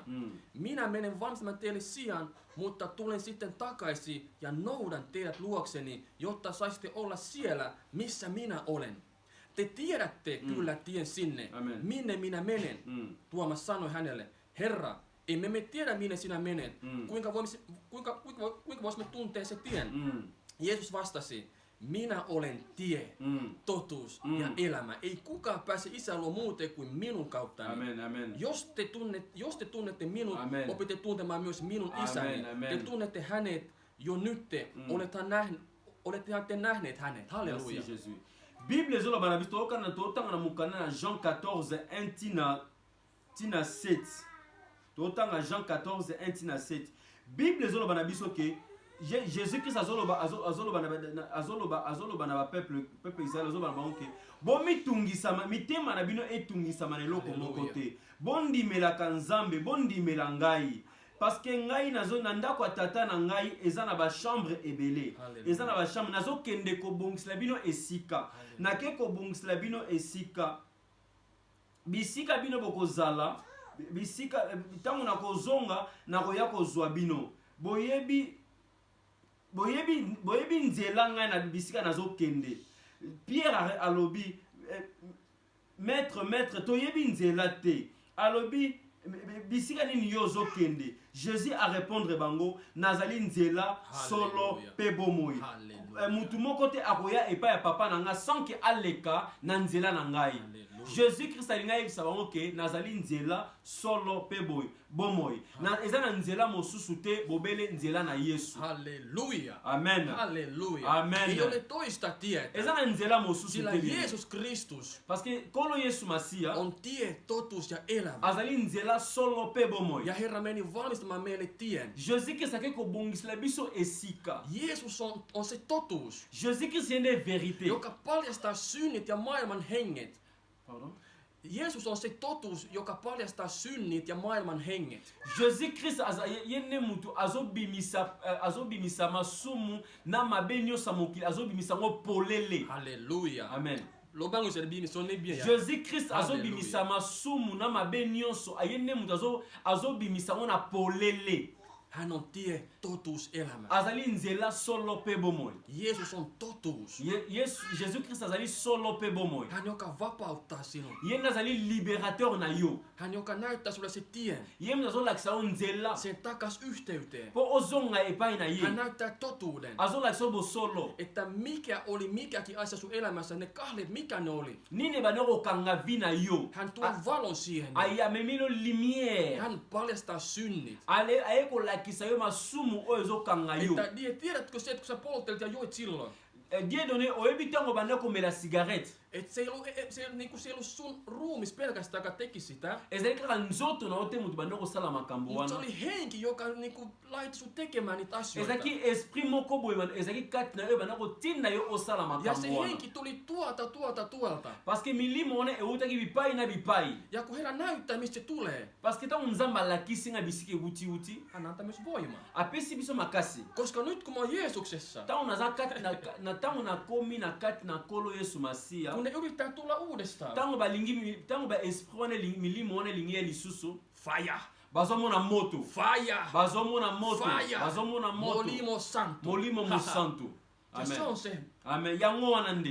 Ja se on se, mitä Jumala tekee. Yango wana on nzamba azosala. Hän vapauttaa. Azo libere yo. Hän tuo niinku totuuden sun elämään. Amemi bo solo kati na yo. Hän näyttää tien. Alakisi yo nzela. Että siinä missä niinku ymmärtänyt se, että viha on paha.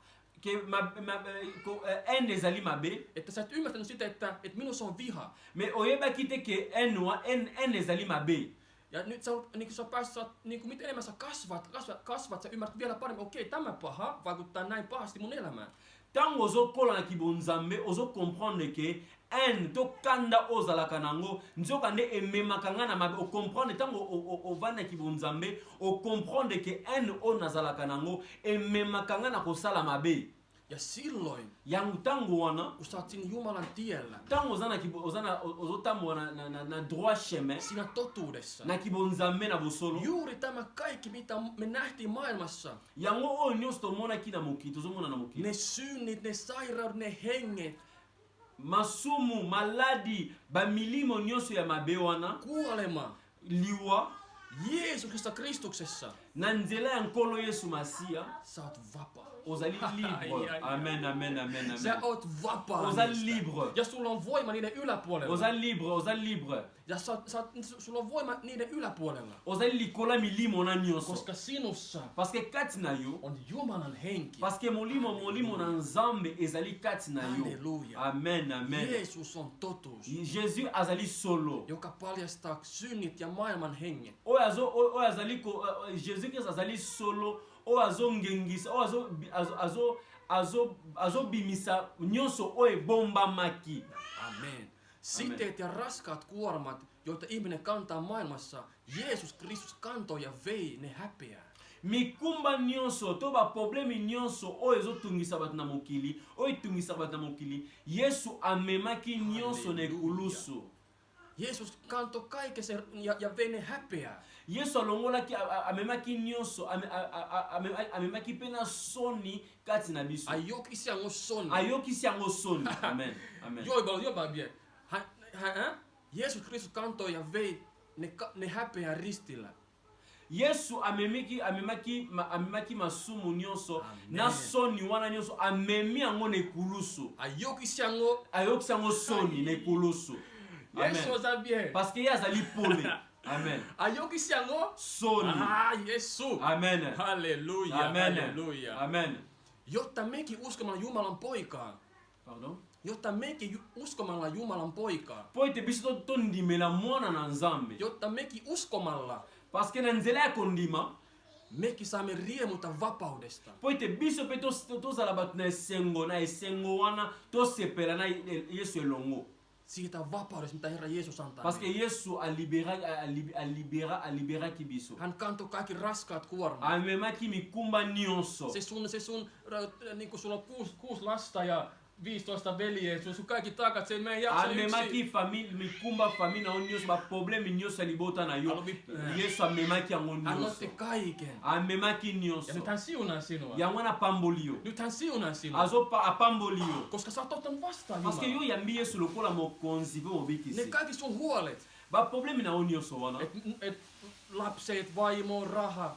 Ba problème na onyo so bana, mwasi, mobali, ndaku na Se yo. oli kuin iso kivi sun takana. Sä Ezaleki lokola fardeau mikumba oyo o bana ko tambola nango to ko bunda nango. Mutta Jeesus otti sen Mais pois sulta. Jésus Christ amemaki nyonso Hän wana. antaa sulle vapauden. Apesi yo asali ki ozala Sä libre. oot vapaa. Oza libre. Sä oot vapaa. Oza libre. Halleluja. Amen. Se on täytetty. Nyonso ekokisamaki. Roomalaiskirje 7. Tozotanga na mokanda na Romain. 7:21. Tozotanga na mokanda na Romain 7:28. Tozotanga na Romain 7:28. 21-25 asti. Raamattu sanoo Romain 7:21 à 28. Romains 7, 21, 25. Romain 7, tozotanga na mokanda na Romain 7:21 à 25. Raamattu sanoo näin. Huomaan siis, että minua hallitsee tällainen laki. Haluan tehdä hyvää, mutta en pääse irti pahasta. Sisimmässäni minä iloitsen, hyväksyn Jumalan lain. Mutta siinä mitä teen, näin toteutuvan toisen lain, joka sotii sisimpäni lakia vastaan. Näin olen ruumissani vaikuttavan synnin lain vanki. Minä kurja ihminen, kuka pelastaa minut tästä kuoleman ruumista? Amen. Kiitos Jumalalle, Herramme Jeesuksen Kristuksen tähden, niin minun sisimpäni noudattaa Jumalan lakia, mutta turmeltunut luontoni synnin lakia. Bible zolo bana biso ke apôtre Paul azoba ke j'ai à découvrir. Amen. 21. 21. Na découvrir que na lingina sala malamu bolamu na ngina sala malamu mais nazo ko sala malamu na place na sala malamu nazo sala mabe. Apôtre Paul azolo bana biso ke a remarqué to a découvrir que chaque fois alingara sala bolamu mais azo ko na place na sala bolamu azo sala mabe. 22. Mais na kati na ngai na kati na ngai nazo sepela mibeko na nzambe kati na ngai. 22.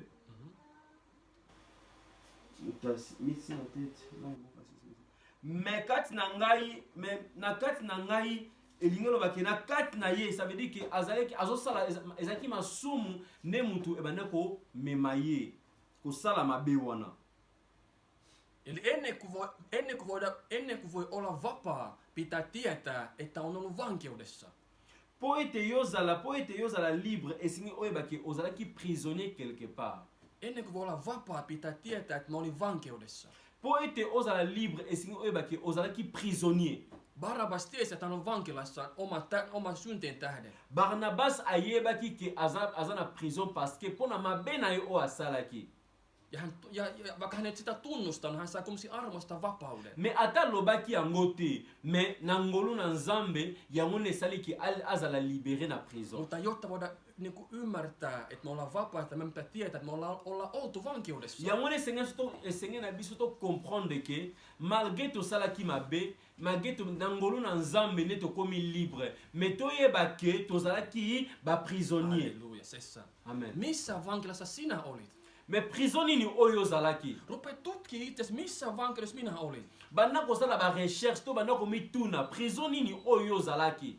Jotta sä voit olla vapaa siitä. Po ete yo zala libre. Sä et voi tietää vapaudesta, jos et tiedä vankeudesta. Po okoko lobela likambu na liberté te po en tant que soko zalaki prisonnier te. Koska me tässä todistamme siitä vapaudesta, mitä Jumala antoi meille Herrassa Jeesuksessa Kristuksessa. Yango wana nyonso wana ezalaki na ngolu na nzambe. Me tässä todistamme siitä hyvästä, mitä Jumala teki, hän vapautti meidät. Yango wana tozo témoigner munene na nzambe parce que tozalaki ba prisonnier, yango tozo témoigner bolamu na nzambe. Niin kuin Paavali sanoi tässä, että mä haluaisin tehdä hyvää. Apôtre Paul azoloba na biso ki nalingi nasala oyo eza malamu. Ja mä ymmärsin, minä itsekin tiedon ymmärsin, okei, tämä mitä mä teen on paha. Yango nalingi nasala bolamu mais oyo nazosala eza malamu te. Yango na comprendre ke oyo nazosala ezali mabe, il faut nasala oyo eza malamu.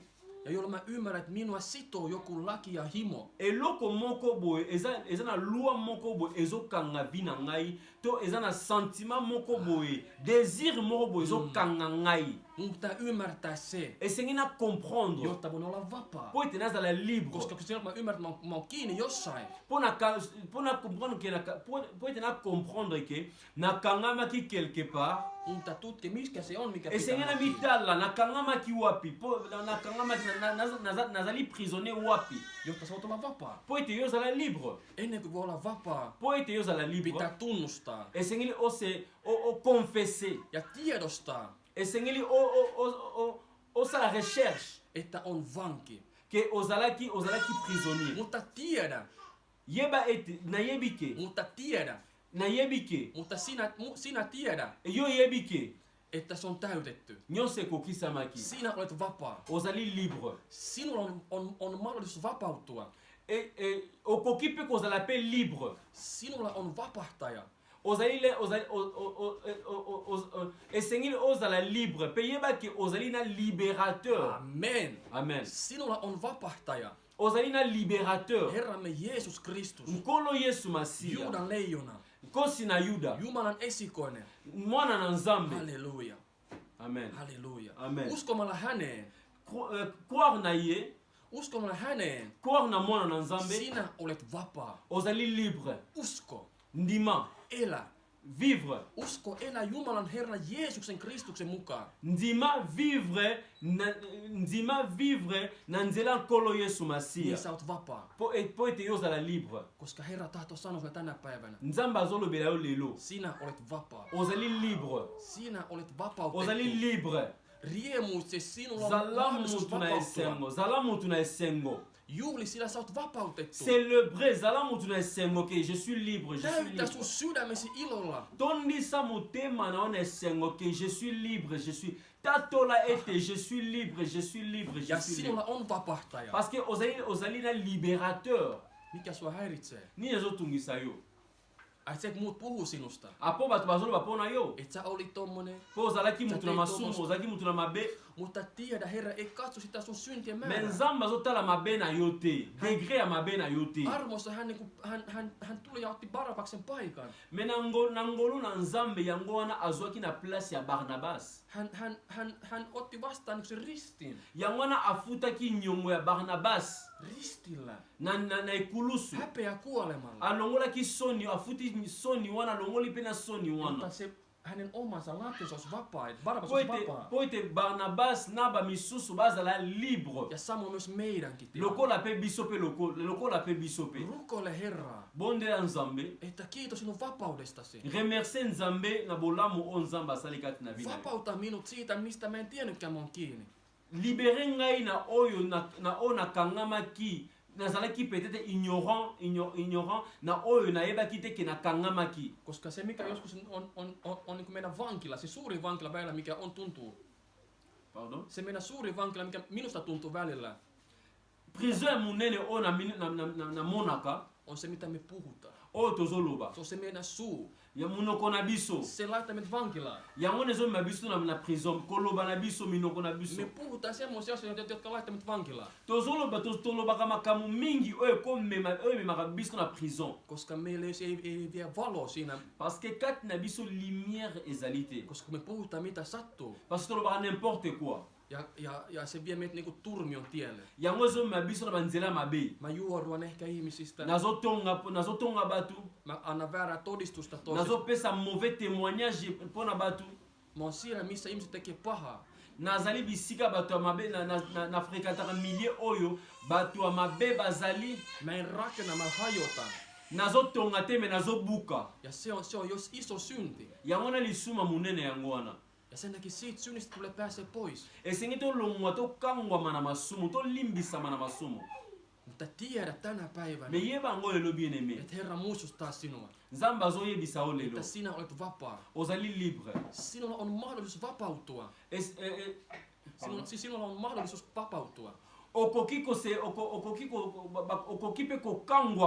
Ja sun perheesi on vapautettu sinun kauttasi.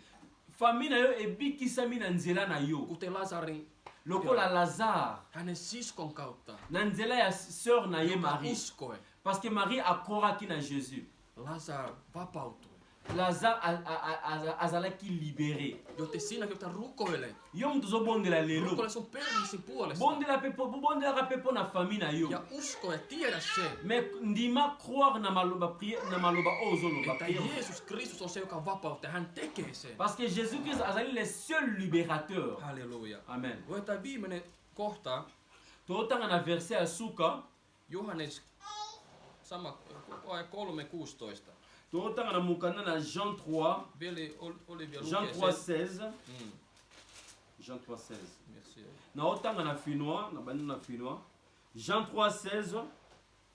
Jumala on rakastanut maailman niin paljon, että hän antoi ainoa poikansa, joten yksikään, joka hänen usko joutuisi kadotukseen, vaan saisi ihan kaikisen elämä. Bible zoloba na biso ke Nzambe tata alingaki mokili na ye mingi, yango atindaki mwana na ye nkolo Yesu Masiya aya kokufa pona masumu na biso. Halleluja. Mais oya kokwara na ye akozwa vie éternelle. Halleluja. Bomo ya seko. Halleluja. Amen, amen, amen, amen, amen, amen. Sä oot vapaa. Osali libre. Sinulla on vapahtaja. Osali libre. Se on Jeesus Kristus Nasaretilainen, Jumalan poika. Amen. Hän vapauttaa sinut. Amen. Hän vapauttaa sun perheeseen. Azo libere famille na yo. Joten iloitse siitä. Zala mutu ne sengo. Niin ylistä Jumalaa. Kumisa Nzambe. Koko sun sydämestä. Célébrer comme on Nzambe. Että se on täytetty. Nyose kokisamaki. Se on täytetty. Nyose kokisamaki. Golgatan ristillä se on täytetty. Na ngomba ya Golgotha nyose kokisamaki. Jeesus Kristus antoi sulle voiton. Jésus Christ Nazareth a pesio elonga. Sä oot vapaa kahleista. Ozali libre na ba chaîne. Sä oot vapaa siteistä. Ozali libre na ba bekai ba chayo. Jeesuksessa Kristusessa Jumalan pojassa. Na nzela nkolo Yesu Masiya. Jumala siunatkoon teitä. Nzamba pambola bino. Halleluja. Nzamba pambola bino. Amen. Nzamba pambola bino. Alléluia. Amen. Alléluia. Nous sommes libres, nous sommes libres, nous sommes libres. Kobanda lelo bien-aimé, bosana mabenyo sosali bien-aimé. Kobanda lelo obandi via sikana Nzambe. Obandi page sikana Nzambe. Ndenge tokoti ane ya sika. Ndenge tokoti ane ya sika. Eza lokola obandi pe via sika. Makambo nyonso ya 2021 ti jour botama. Bosana makambo nyonso wana. Siko banda vie ya sika. Banda vie ya sika. Ye moko lobi ke je suis la chemin, la vérité et la vie. Il n'y a pas d'autre chemin, il n'y a pas d'autre vérité, il n'y a pas d'autre vie. Parce que nyonso wana ezaka kana nzela ya nkolo Yesu Masiya. Nzambe apambola bino, Nzambe apambola bino. Nzambe apambola bino, Nzambe apambola. Tikete matea oyo bien aimé, échanger ndako na yo, échanger vie na yo, échanger entourage na yo, échanger lolenge ya komona na yo, échanger lolenge ya koyoka na yo, échanger lolenge ya kotambola na yo bien aimé. Prends décision bien aimé. Maintenant c'est le temps de suivre Jésus. Maintenant ezali temps ya kolanda nkolo Yesu Masiya. Soko opesa na bomo na yo te epa ya kolo Yesu Masiya. Men ezali maintenant parce que lelo eza ya biso, lobe eza ya biso te toyebi te. Bao bakufi bazalaki na ba projet ba réaliser yango te. Balobaki peut-être ndenge oyo bazoloba oui tokona kosambela kaka tokosambela mais lobi na zo toyebi te. Moma yango oyo yamba Yesu lokola mokonzi mpe obikisi na yo. Nzambe apambola bino, Nzambe apambola bino. Na bolingo na yo na Golgotha. Kolo nanga Yesu Masiya ye, nakumisi kombo na yo liboso ya Nzambe bigeko pona bolingo na yo na Golgotha. Ayaya pona bolingo na yo na Golgotha. Kolo nanga Yesu Masiya ye, nakumisi kombo na yo liboso ya Nzambe bingeko pona bolingo na yo na na Golgotha. Aïe aïe aïe, pona bolingo na yo na Golgotha. Oh Yesu azanzambe, Yesu azanzambe, azanzambe, Yesu azanzambe, azanzambe, azanzambe, belela la puissance, belela la puissance, belela la puissance, belela la puissance, la puissance, la puissance, kolonanga zosala, kolonanga zosala, kolonanga zosala, kolonanga zosala, azosala, azosala. Bye bye bye bye bye. Que Dieu vous bénisse, que Dieu vous bénisse. La joie du Seigneur c'est notre force. Toza toujours na esengo,